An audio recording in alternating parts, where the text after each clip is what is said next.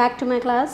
That as you know that I am Halim Nisa, teacher and junior lecturer of Allahabad High School and Junior College. So in today's class we will continue our topic that is from second year economic. Topic name is population and human resource development. After the concepts of the population explosion, now we will discuss about the population policy in India. Here the alarming growth rate of population demands the needs of positive population policies to restrict the rapid growth of population. Exactly. In this the two things are involved, that is the family planning in 5-year plans and the national population policy of 2000. So first we will go with the family planning in 5-year plans. So India is recognized as a first country in the world to adopt a family planning programs in 1952. So during the first decade of planning, emphasis was mainly on the research in the field of demography and physiology of reproduction and motivation and the communication and establishing the center and the state organization in providing the clinical service. So here the serious thinking about the population growth was reflected in the third plan in terms of the objective of establishing the growth of population over a reasonable period. Get it? So the third plan for the first time set the population goal to achieving the reduction and to reduce the birth rate of 25% 1000 population by 1973, and in 1968 a new goal to reduce the birth rate to 23% 1000. So birth rate to 23 by 1978 to 1979 was set. We did not achieve the above two goals, but it was 34.6 in 1973 and 33.3 in 1978 to 1979. Get it? So here the measures were adopted by the government to achieve the family planning goals are that motivation programs to spread the knowledge of family planning, and all mass media were used to spread the consciousness about the family limitation and supply of contraceptives and cash award for undergoing sterilizations and the extensive use of sterilization of both males and females. So in India, the family planning program did not concentrate on a single method but use all the scientifically approved contraceptives. Here the government to some extent relied upon the education and economic progress to restrict the growth of population. Here the rising the level of education, particularly the female education, will have more effect on mean age at the marriage and fertility. Exactly. So recognizing the close relationship that exists between the high birth rate and the high infant mortality, and the high priority is given to the maternity and the child health program for the success of family planning program. So all these are the family planning in 5-year plans. Now we will discuss about the national population policy of 2000. So here the national population policy of 2000 outline the immediate and medium term and the long term objectives. Here the immediate objective is to meet the needs of contraceptions and the health infrastructure and the health personnel, and to provide the integrated services for the basic reproductive and the child health care. So here the medium term objective is to reduce the total fertility rate to the replacement level by the 2010. Then the long term objectives, here the sustainable the population by 2046 AD. The national population policy listed the following measures to achieve the stable population by 2046 AD, that they are these. Have a look. Here the National Commission on Population has been set up to revise the implementation of the national population policy from time to time. Here the state level commissions on population also have been set up with the objectives to ensuring the implementation of national population policy. Get it? So here nowhere in the world growth rate of population has declined without the spread of education and substantial improvements in the standard of living. So in India these aspects has been very much reduced to fertility rate. So after that now we will discuss about the occupational and the sectoral distribution of population in India. Here in this the labor is a primary factor of production. Exactly. Also it is activates the other factors and make them useful for the production purpose. Exactly. So here the occupational structure of a country refers to the distribution of its population according to the different occupations. Here in occupations are divided into three types. First is agriculture, animal husbandry, forestry, fishery, etc. All these are collectively known as primary activities. So here they are the primary as their products are essential for human existence. All these are carried on with the help of nature only. Okay. Now second one is manufacturing industries, both small and large scale, are known as the secondary activities. Then third is that transport, communications, banking and finance services are the tertiary activities, and these help the primary and secondary activity. Now in occupational and the sectoral distribution of population in India, the 2 points are there, that is the economic development and occupational distribution. Next is the occupational distribution of working population in India. So first we will go with the economic development and occupational distribution. So in this the transfer of population from agriculture to industry or eventually to the services is considered as an index of the economic development. Exactly. So here the Colin Clark argues that a high average of level of real income per head is always associated with the high production of working population engaged in the tertiary industries.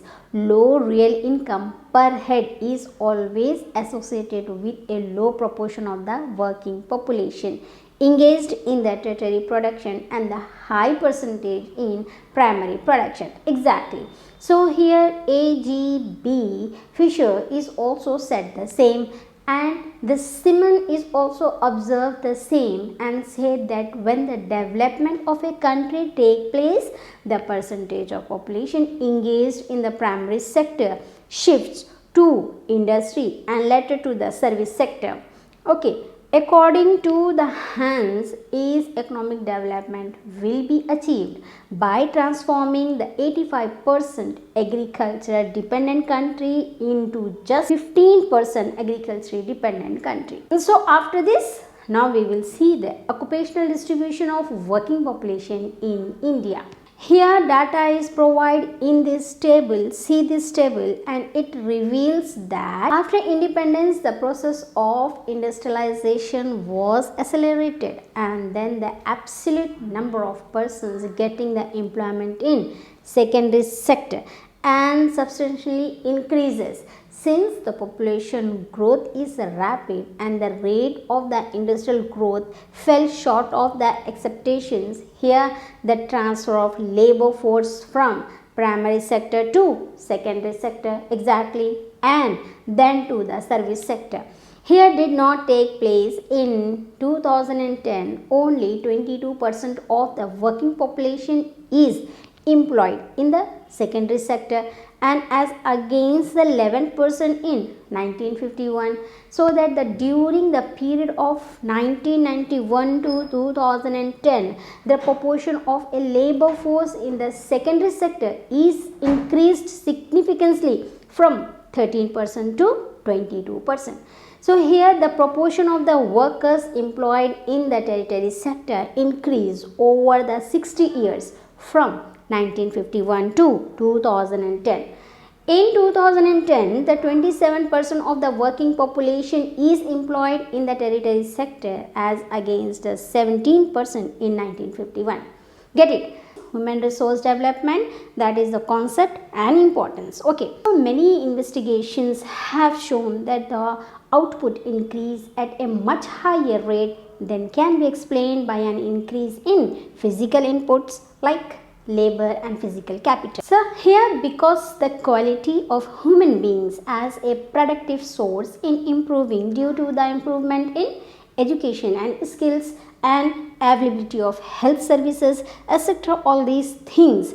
But along with this physical capital formation, here the human resource development is also playing an important role in economic development. Of course, without this, there is no economic development in any country. In human resource development, first we will go with the concept. Here in concept, the Theodore was argued that the investment in education enhance the human capital formation. Of course, if production is carried out without it, only with the help of unskilled and uneducational labor, then the production will fall the catastrophically from its existing level. Exactly. So here, any activity which argued the men's productive capacity contribute to human resources development, then here is a list of the such activities. They are the health facilities and services and all expenditures with the affect the life expectancy and the strength and stamina, and that the vigor and the vitality of the people. Exactly. After that, on job training including all style appreciationship organized by firms. Absolutely. Then here the formally organized education at the elementary, secondary and higher levels, and then the study programs for adults which are not organized by the firms, including the extensions programs notable in agriculture and migration of individuals and families to adjust to changing job opportunities. After this, here the Amartya Sen also emphasizes the importance to be given to human resource development. Exactly, wherein he utilized the entitlement and the capability of approach. Here the entitlements of individuals, especially women, can increase through education as it's considered as an asset, and the capability refers to the one's own well-being, as the healthy people can contribute a lot for the development of an economy. Exactly. All these are the concept to the human resource development. Now after concept, we will discuss about the importance of human resource development. Here education is more important as it contributes the most to the development of human resources. Exactly. Then human resources development plays an important role in economic development. Absolutely. Here the effective use of physical capital itself is dependent upon the human resources only. So here technical, professional and the administrative people are required to make an effective use of material resources. So that's why the more investments in human resources is required. So in any countries are not developed due to underdevelopment of human resources only. Here the general masses in the countries are there illiterate or with very low level of education. Here many are unskilled and untrained and their general health is very poor. So here the development of human resources and the process of economic development both proceed together and reinforce to one another. That's why here it is the importance of a human resource development must necessary and essential. After that, now we will discuss about the role of education in economic development and education in India.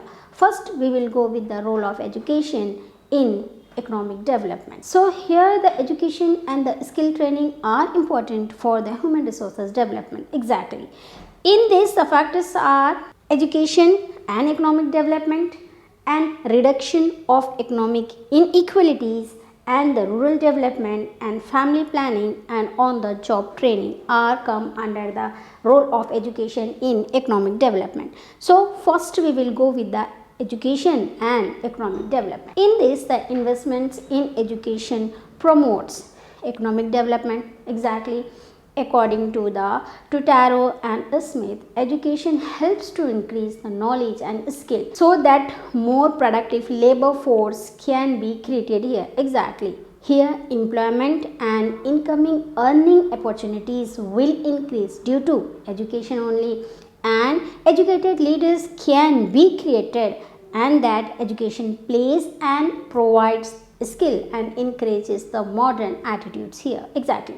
So after the reduction of income inequalities, that the universal education will improve the human capabilities of the people and helps them to increase in their earnings. Exactly. So after this, another rural development. In rural development, that education provides the knowledge to the rural people and they can overcome ignorance and the superstitions. Exactly.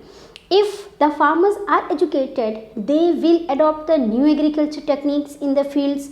Absolutely. So that education provides a skill to the people to set up the cottage industries, and this reduces the unemployment. After this, the family planning. In family planning, education enlightens the people of the need to improve their standards of living and so that to restrict the size of their families. Here, education serves the best method of family planning in the long run, and it is also proved. Exactly.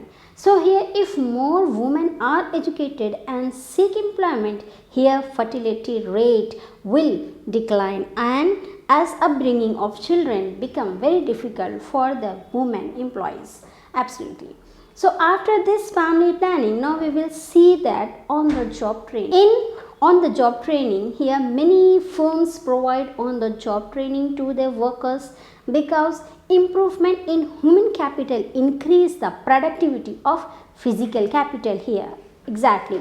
On the job training increases the skill and the efficiency of the workers and so increase in productive and production. So all these are the factors that plays the important role in education in economic development. After the role of education in economic development, now we will see the education in India. Here, education finds a place in our plans, and the proportion of the public expenditure on education to GDP in India was for the first 3 decades. So here the proportion of the public expenditure on education to GDP is increasing since mid from the 1980s. Even now it is not adequate. So our goal is to spend 6% of GDP on education only, but it is not achieved, and it is 3% in 11th 5-year plan. After this, we will see about the literacy rate in India. Here the literacy rate in India under the various plans education to facilitate have been increased at all the levels in India. As a result, the literacy rates have been risen. So see this table, and this reveals that the literacy rate improvements, and this indicates the improvement in female literacy rate. So here the constitution enjoined upon the government to provide the free and compulsory education to all children up to the age of 14 by 1960. In 1964, an education commission under the chairmanship of Shri D.S. Kothari was constituted, and on the basis of its report, the government announced its national education policy in 1968. So again, the national policy on education was announced in 1986. It universalization of primary education and adult literacy by 1990.